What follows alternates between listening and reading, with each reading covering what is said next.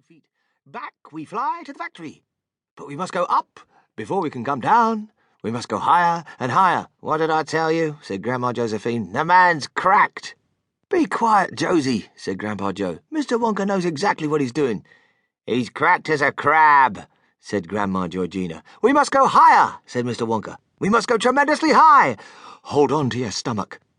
He pressed a brown button. The elevator shuddered, and then with a fearful whooshing noise it shot vertically upward like a rocket.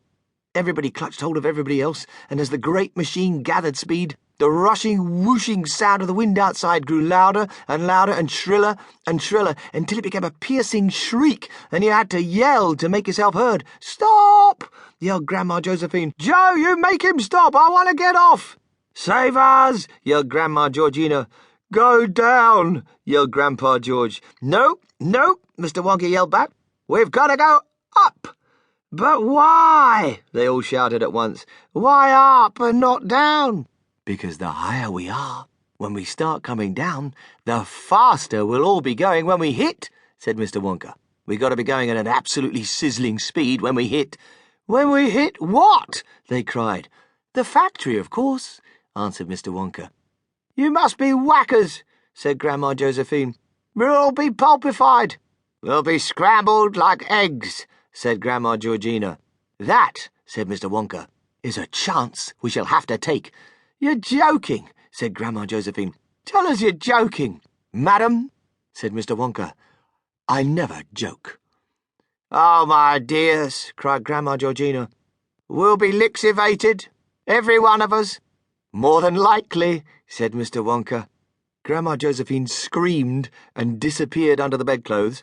Grandma Georgina clutched Grandpa George so tight he changed shape. Mr. and Mrs. Bucket stood hugging each other, speechless with fright.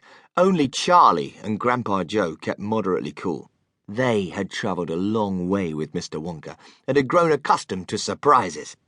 But as the great elevator continued to streak upward, further and further away from the earth, even Charlie began to feel a trifle nervous.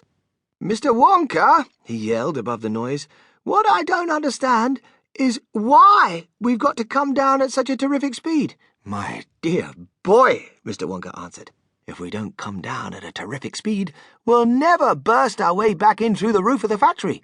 It's not easy to punch a hole in a roof as strong as that." "But there's a hole in it already," said Charlie. "We made it when we came out."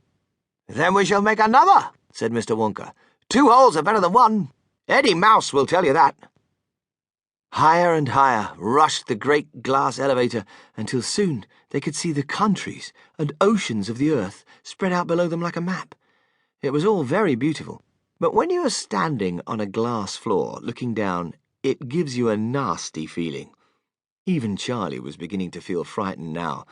He hung on tightly to Grandpa Joe's hand and looked up anxiously into the old man's face. "I'm scared, Grandpa," he said. Grandpa Joe put an arm around Charlie's shoulders and held him close. "So am I, Charlie," he said.